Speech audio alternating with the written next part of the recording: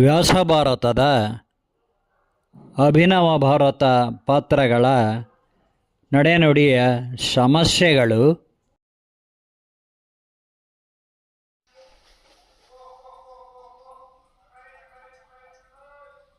ಸ್ನೇಹಿತರೆ, ನಿಮಗೆಲ್ಲರಿಗೂ ಆದರದ ಸ್ವಾಗತ. ಜರಾಸಂಧನ ವಧೆಯಾದುದನ್ನು ತಿಳಿದ ಧರ್ಮರಾಜನು ಸಮಾಧಾನದ ನೆಟ್ಟಿಸರು ಎಳೆದಿದ್ದಾನೆ. ಶ್ರೀಕೃಷ್ಣನಿಗೆ ಕೃತಜ್ಞತೆ ಸೂಚಿಸಿದ್ದಾನೆ. ಶ್ರೀಕೃಷ್ಣನ ದೈವಿಕತೆಯನ್ನು, ಸರ್ವಾಂತರ್ಯಾಮಿತ್ವವನ್ನು, ಅವನ ಮಹಿಮೆ ಹಿರಿಮೆಗಳನ್ನು ಅರಿತವನಾಗಿಯೇ ರಾಜಸೂಯ ಯಾಗಕ್ಕೆ ಶ್ರೀಕೃಷ್ಣನೇ ಅಗ್ರಪೂಜೆ ಅವನಿಗೇ ಆಗಬೇಕು, ಅವನೇ ಉಪಸ್ಥಿತನಾಗಬೇಕು ಅಗ್ರಪೂಜೆಗೆ ಎಂದು ಹೇಳಿ ಶ್ರೀಕೃಷ್ಣನನ್ನು ಒಪ್ಪಿಸಿದ್ದಾನೆ. ಶ್ರೀಕೃಷ್ಣನು ಆಗಲಿ ಧರ್ಮರಾಜ, ಯಜ್ಞವನ್ನು ಆರಂಭಿಸುವಾಗ ಶ್ರದ್ಧಾ ಭಕ್ತಿಯಿಂದ ಧರ್ಮ ದೀಕ್ಷೆಯಲ್ಲಿ ಸಂಕಲ್ಪ ಮಾಡು. ನಿರ್ವಿಘ್ನದಿಂದ ಶುಭವಾಗುವುದು ಎಂದಿದ್ದಾನೆ. ನಕುಲನು ಹಸ್ತಿನಾಪುರಕ್ಕೆ ಹೋಗಿ ದೊಡ್ಡಪ್ಪ ಧೃತರಾಷ್ಟ್ರ, ಪಿತಾಮಹ ಭೀಷ್ಮ, ಮಂತ್ರಿ ವಿದುರನ, ಗುರು ದ್ರೋಣ, ಕೃಪ ಮುಂತಾದ ಹಿರಿಯರೊಂದಿಗೆ ದುರ್ಯೋಧನ, ದುಶ್ಯಾಸನ, ಅಶ್ವತ್ಥಾಮನನ್ನು ರಾಜಸೂಯ ಯಾಗಕ್ಕೆ ಆಹ್ವಾನಿಸಿದ್ದಾನೆ. ಸಹದೇವನು ಪಾಂಚಾಲ ರಾಜಧಾನಿ ಕಂಪಿಲ್ಲ ನಗರಕ್ಕೆ ಹೋಗಿ ದೃಪದ, ದುಷ್ಟದ್ಯುಮ್ನನನ್ನು ಬರಬೇಕೆಂದು ವಿನಂತಿಸಲು ಅವರೂ ಕೂಡ ಸಂತೋಷದಿಂದ ಬಂದು ಉಪಸ್ಥಿತರಾಗಿದ್ದಾರೆ. ದುರ್ಯೋಧನನಂತೂ ಜರಾಸಂಧನ ವಧೆಯಾದ ಸುದ್ದಿ ಕೇಳಿ ಒಳಗೊಳಗೆ ಸಿಡಿಗುಟ್ಟುತ್ತಾ ಕೆಟ್ಟ ಕುತೂಹಲದಿಂದ ಯಾಗಕ್ಕೆ ಬಂದಿದ್ದಾನೆ. ಧರ್ಮರಾಜನು ಮುಂದೆ ನಿಂತು ಅವರನ್ನು ಗೌರವಾದರದಿಂದ ಬರಮಾಡಿಕೊಂಡಿದ್ದಾನೆ. ದ್ರೌಪದಿಯೊಂದಿಗೆ ಯಾಗವು ಸಾಂಗವಾಗಿ ನೆರವೇರಲೆಂದು ಭೀಷ್ಮ, ದ್ರೋಣ, ಕೃಪ ಹಾಗೂ ದೃಪದನಿಗೆ ನಮಿಸಿ ಧರ್ಮರಾಜನು ಆಶೀರ್ವಾದ ಪಡೆದಿದ್ದಾನೆ. ಋಷಿ ಮಹರ್ಷಿಗಳಲ್ಲಿ ಆಹ್ವಾನಿತರಾದ ವ್ಯಾಸ, ಭಾರದ್ವಾಜ, ಗೌತಮ, ವಸಿಷ್ಠ, ದೂರ್ವಾಸ ಮುನಿಗಳು ಅವರಿಗೆ ತೆರವಾದ ಸ್ಥಾನಗಳಲ್ಲಿ, ಆಸನಗಳಲ್ಲಿ ಉಪಸ್ಥಿತರಾಗಿದ್ದಾರೆ. ಆರಂಭಕ್ಕೆ ಧರ್ಮರಾಜನು ಯಾಗಕ್ಕೆ ಬಂದ ರಾಜರುಗಳು ಸ್ವಇಚ್ಛೆಯಿಂದ ಕೊಡುವ ಕಪ್ಪ ಕಾಣಿಕೆಗಳನ್ನು, ದೇಣಿಗೆಗಳನ್ನು ಸ್ವೀಕರಿಸಲು ದುರ್ಯೋಧನನಿಗೆ ಒಪ್ಪಿಸಿದ್ದಾನೆ. ನೋಡಿ ಧರ್ಮರಾಜನ ನೀತಿ ಹೇಗಿದೆ ಅಂತ. ಬಾಂಧವ್ಯದ ಉಳಿಸಿಕೊಳ್ಳುವ ನೀತಿಯದು, ರೀತಿಯದು ಅಲ್ಲವೇ? ದುರ್ಯೋಧನನಿಗೆ ರಾಜರುಗಳು ಸ್ವಇಚ್ಛೆಯಿಂದ ಕೊಡುವ ಕಪ್ಪ ಕಾಣಿಕೆಗಳು, ದೇಣಿಗೆಗಳನ್ನು ಸ್ವೀಕರಿಸಲು ದುರ್ಯೋಧನನಿಗೆ ಒಪ್ಪಿಸಿದ್ದಾನೆ. ಅದನ್ನು ಕಂಡು ರಾಜರುಗಳು ಮತ್ತಿತರರೆಲ್ಲರೂ ಧರ್ಮರಾಜನ ಕೌಟುಂಬಿಕ ಸಾಮರಸ್ಯದ ರೀತಿ ನೀತಿಗೆ ನಿಬ್ಬೆರಗಾಗಿದ್ದಾರೆ. ಧರ್ಮರಾಜ ನಿರೀಕ್ಷೆಗೂ ಮೀರಿ ಅನೇಕ ದೇಶದ ರಾಜರುಗಳು ಮತ್ತು ಮುತ್ತು ರತ್ನಗಳೊಂದಿಗೆ ಬಂಗಾರದ ನಾಣ್ಯಗಳ ತೈಲಿಗಳನ್ನು ಸಂತೋಷದಿಂದ ತಂದೊಪ್ಪಿಸಿದ್ದಾರೆ. ಅನೇಕ ದೇಶದ ರಾಜರು ಮಹಾರಾಜರುಗಳು ಕೂಡ ಸಂಜಯನು ಅತಿಥಿಗಳಿಗೆ ಉಳಿದುಕೊಳ್ಳಲು ಬೇಕಾದ ಸೌಕರ್ಯಗಳನ್ನು ಕಲ್ಪಿಸಿಕೊಟ್ಟು ಉಪಚರಿಸುವ ಜವಾಬ್ದಾರಿ ತೆಗೆದುಕೊಂಡಿದ್ದಾನೆ.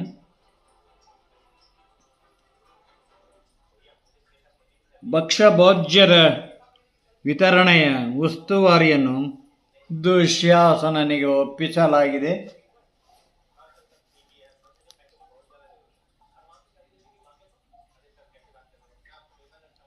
ಬ್ರಾಹ್ಮಣರನ್ನು ಸ್ವಾಗತಿಸಲು ಅಶ್ವತ್ಥಾಮನನ್ನು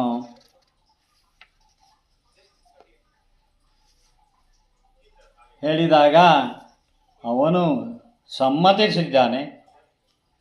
ಯಾಗದ ಖರ್ಚು ವೆಚ್ಚಗಳನ್ನು ನೋಡಿಕೊಳ್ಳುವ ಜವಾಬ್ದಾರಿಯನ್ನು ವಿದುರನಿಗೆ ವಹಿಸಿದ್ದಾನೆ. ಅದಾಗಲೇ ಸಹದೇವನ ಮೇಲ್ವಿಚಾರಣೆಯಲ್ಲಿ ಯಾಗಕ್ಕೆ ಸಕಲ ಸಿದ್ಧತೆಗಳಾಗಿವೆ. ಭಾರತದ ನಾನಾ ಕಡೆಗಳಿಂದ ವೇದ ಕೋವಿದರಾದ ಪಂಡಿತರು ಯಾಗದ ಪೂಜಾ ವಿಧಿಗಳನ್ನು ನಡೆಸಿಕೊಡುವ ಪುರೋಹಿತರು, ರಾಜ ಪುರೋಹಿತ ಧೌಮ್ಯರೊಂದಿಗೆ, ಹಸ್ತಿನಾಪುರದ ಧೌಮ್ಯರು ಅವರೊಂದಿಗೆ ಇದ್ದಾರೆ. ಧರ್ಮರಾಜನು ದ್ರೌಪದಿಯೊಂದಿಗೆ ಕುಳಿತನು. ಋತ್ವಿಜರು ಅಗ್ನಿಕೊಂಡವನ್ನು ಸಿದ್ಧಪಡಿಸಿ ದ್ರವ್ಯ ಸಾಮಗ್ರಿಗಳಿಂದ ರಾಜಸೂಯ ಯಾಗ ನಡೆಸಿಕೊಟ್ಟಿದ್ದಾರೆ. ಯಾಗದ ಕೊನೆಯ ದಿನ ಧರ್ಮರಾಜನು ಈ ರಾಜಸೂಯ ಯಾಗದ ಮುಕ್ತಾಯ ಸಂದರ್ಭದಲ್ಲಿ ಇಲ್ಲಿರುವ ರಾಜರ, ಆಚಾರ್ಯರ, ಋತ್ವಿಜ, ಸ್ನಾತಕ, ಸಂಬಂಧಿ, ಸ್ನೇಹಿತ ಈ 6 ವರ್ಗದವರು ಅಗ್ರಪೂಜೆಗೆ ಅರ್ಹರು. ಇವರಲ್ಲೇ ಶ್ರೇಷ್ಠರೆನಿಸಿದ ಒಬ್ಬಾತನನ್ನು ಅಗ್ರಜನೆಂದೇ ಆಯ್ಕೆ ಮಾಡಿ ಆತನಿಗೆ ಗೌರವ ಪೂಜೆ ಸಲ್ಲಿಸುವ ಸಂಪ್ರದಾಯವಿದೆ. ಅಂತೆಯೇ ಅಗ್ರಪೂಜೆಗೆ ಯಾರು ಅರ್ಹರು ಎಂಬುದನ್ನು ನಮ್ಮ ನಡುವೆ ಜ್ಞಾನ ವೃದ್ಧರು, ಮುತ್ಸದ್ದಿಯಾದ ಭೀಷ್ಮರು ಸೂಚಿಸಬೇಕು ಎಂದು ಧರ್ಮರಾಜನು ಭಿನ್ನವಿಸಿದ್ದಾನೆ. ಆಗ ಭೀಷ್ಮರು ಎದ್ದು ನಿಂತು ಸಭೆಯತ್ತ ಸಿಂಹಾವಲೋಕನಗೈದು ಹೇಳತೊಡಗಿದ್ದಾರೆ. ಈಗಾಗಲೇ ನಾವು ನೋಡಿದಂತೆ ಶ್ರೀಕೃಷ್ಣನು ಬರುವನೆಂದರೆ ಊರಿಗೆ ಊರೇ ರಾಜಬೀದಿ ಇಕ್ಕೆಲಗಳಲ್ಲಿ ಕಿಕ್ಕಿರಿದು ಸೇರುತ್ತದೆ. ಜನಾದರಣೀಯನಾದ ಶ್ರೀಕೃಷ್ಣನ ಬಗ್ಗೆ ಹೇಳುವುದೆಂದರೆ ಹಿಮಗಿರಿ ಶೃಂಗಗಳನ್ನು ಬಣ್ಣಿಸಿದಂತೆಯೇ. ಜನಾದರಣೀಯನಾದ ಶ್ರೀಕೃಷ್ಣನ ಬಗ್ಗೆ ಹೇಳುವುದೆಂದರೆ ಗಿರಿಶೃಂಗಗಳನ್ನು ಬಣ್ಣಿಸಿದಂತೆಯೇ. ಹಿಮಗಿರಿ ಶೃಂಗಗಳು. ಹಾಗಾಗಿ ಶ್ರೀಕೃಷ್ಣನು ದೈವಾಂಶ ಸಂಭೂತನೆಂದೇ ಅವನ ದರ್ಶನಕ್ಕಾಗಿ, ಆಶೀರ್ವಾದಕ್ಕಾಗಿ ನಿಲ್ಲುತ್ತಾರೆ ರಾಜ್ಯದ ಜನರೆಲ್ಲರೂ. ಹಾಗಾಗಿ ಶ್ರೀಕೃಷ್ಣನೇ ಮೊದಲ ಅಗ್ರಪೂಜೆಗೆ ಅರ್ಹನಾಗಿದ್ದಾನೆ ಎಂದಿದ್ದಾನೆ ಭೀಷ್ಮ. ಸಹದೇವನು ಪಿತಾಮಹ ಭೀಷ್ಮರು ಹೇಳಿದಂತೆ ಶ್ರೀಕೃಷ್ಣನು ಈ ತಪೋಭೂಮಿ ಭಾರತದ ಯೋಗಿಗಳಲ್ಲಿ ಯೋಗೇಶ್ವರನು, ದೈವಾಂಶ ಸಂಭೂತನು, ಸರ್ವಾಂತರ್ಯಾಮಿ, ಮಹಿಮಾನ್ವಿತನು, ಪೂಜನೀಯನೆಂದೇ ರಾಜ ಮಹಾರಾಜರುಗಳು ಅವನನ್ನು ಆದರದಿಂದ ಬರಮಾಡಿಕೊಳ್ಳುತ್ತಾರೆ. ಅವನನ್ನು ಗೌರವಿಸಿ ಕೃಪಾಶೀರ್ವಾದ ಪಡೆಯುತ್ತಾರೆ. ಅವರಲ್ಲೇ ಅನೇಕ ರಾಜರು ಈ ಸಭೆಯಲ್ಲಿದ್ದಾರೆ.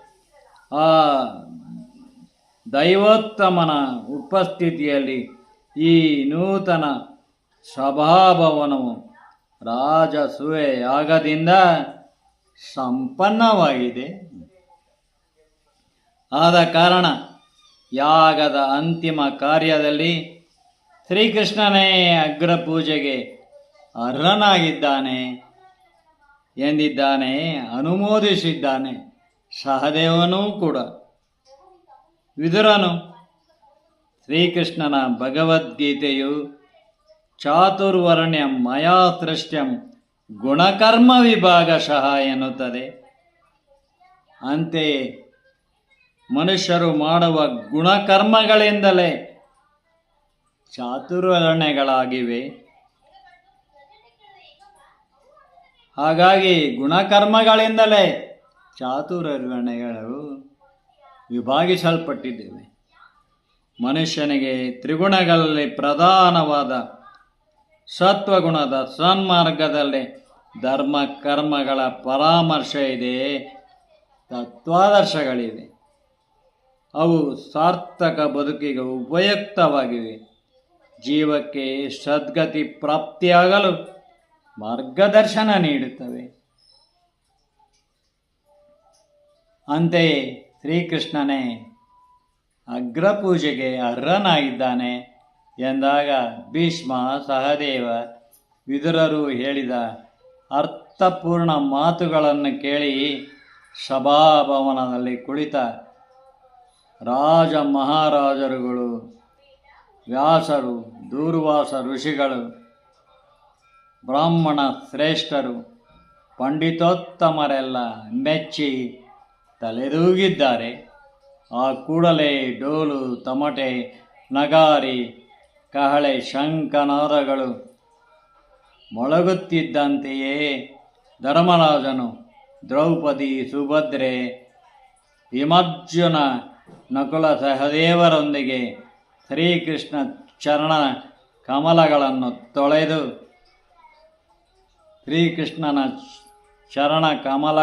ತೊಳೆದು ಶಿರಸಾ ನಮಿಸಿದ್ದಾನೆ. ಶ್ರೀಕೃಷ್ಣನ ತೇಜೋವಲಯದಲ್ಲಿ ಮಹಾವಿಷ್ಣುವಿನ ಸ್ವರೂಪವು ಮಿಂಚಿದೆ. ಧರ್ಮರಾಜನು ಶ್ರೀಕೃಷ್ಣನಿಗೆ ರೇಷ್ಮೆ ಉತ್ತರೀಯ, ಜರಿಪಂಜೆ, ಚಿನ್ನಾಭರಣಗಳನ್ನು ಅರ್ಪಿಸಿದಾಗ ಕುಂತಿ, ಸುಭದ್ರೆ, ದ್ರೌಪದಿಯ ಕಂಗಳಲ್ಲಿ ಆನಂದಾಶ್ರುಗಳು ಉದಿರಿವೆ.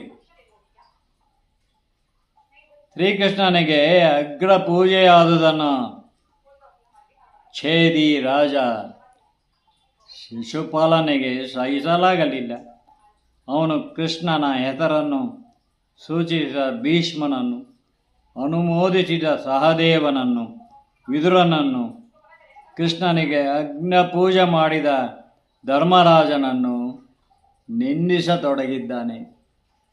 ಮುಂದಿನ ಕಥಾಭಾಗವನ್ನು ಇನ್ನೊಂದು ವಿಡಿಯೋದಲ್ಲಿ ಹೇಳ್ತೇನೆ.